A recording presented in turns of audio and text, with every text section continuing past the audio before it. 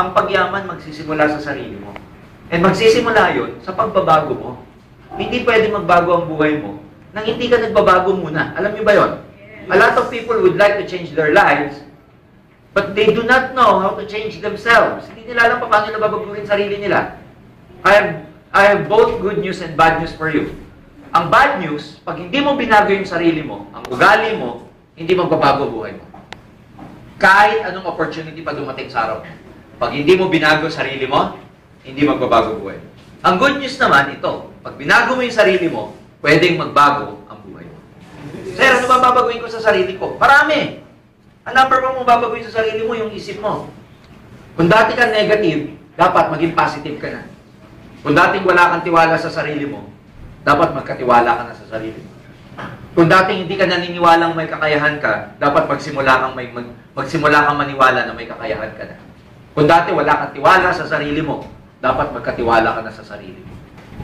Meaning, kung dati ikaw lagi kang complain ng complain, if you want to become successful, then stop complaining. Meaning, from being negative, kailangan ma-convert mo yung sarili mo pagiging positive. Because you can never have a positive life with a negative mind. Hindi ka pwede magkaroon ng positive na buhay kung ikaw napaka-negative mo sa loob. So everything starts with changing yourself first.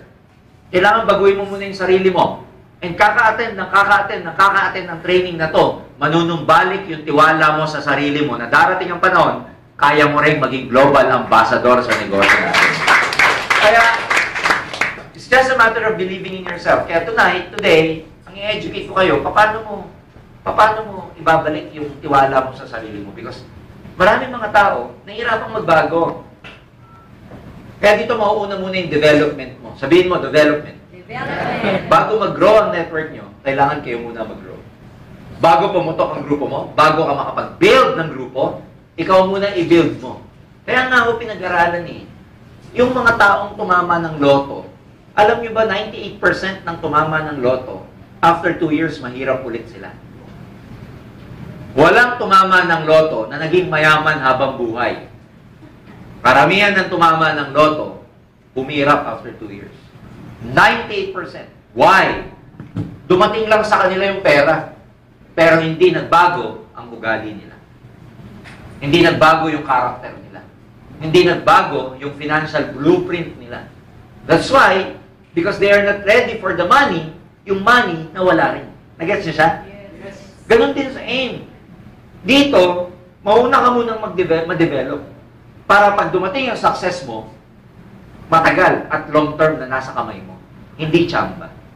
Kaya ngayon yung mga bagay na yun na pag-uusapan natin. Kaya, kailangan, may mga babaguhin ka muna sa sarili mo. Kailangan, you have to believe na pwede magbago yung buhay mo. Marami kang babaguhin kasi galing pa sa pagkabata yan. Yung program na meron ka, galing sa pagkabata. Bakit maraming tao walang tiwala sa sarili? Kasi sa pagkabata, nasabihan siya ng bata siya na bobo. Bata pa. Pag-uwi, bobo daw ako. Di pag-uwi niya, bobo. Di na-claim niya, bobo siya. Nasamahan pa ng teacher, napagalitan sa school, tanga ka, o di ka nga, bobo na, tanga pa. Kaya danger yan I'm telling you, danger yan. Bakit maraming tao nagkakaroon ng inferiority complex, walang tiwala sa sarili? Kasi yun ang pagpapalaki sa kanila sa bahay. Anak, mahirap lang tayo. Ang narinig mo sa bahay, kaya ka mahirap kumita, hirap na hirap kang kumita.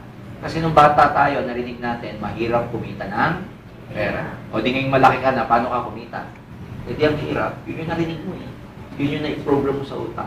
May mga taong ganito pa, anak, huwag ka masyado mag-ambisyon. Mahirap lang tayo.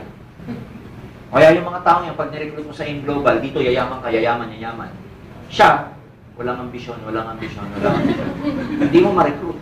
Kaya kahit anong paliwanag mo, ayaw maniwala. Kasi yun ang program niya. Di ba ginawa mo na lahat? May nirecruit ka? Nilabas mo na lahat ng power mo para paniwalaan ka? Wala pa din. Kasi dito, pinaliliwanag, kotse. Siya, tricycle. Walang ambisyon Nasabihan ng environment niya na mahirap lang tayo na mag-ambisyon.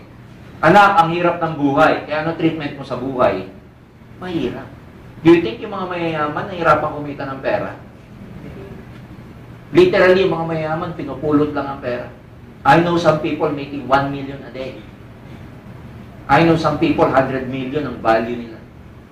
Ang dali kumita ng pera, pero sa mga mahihirap, hirap na hirap kumita. Kasi bata pa, yun ang narinig.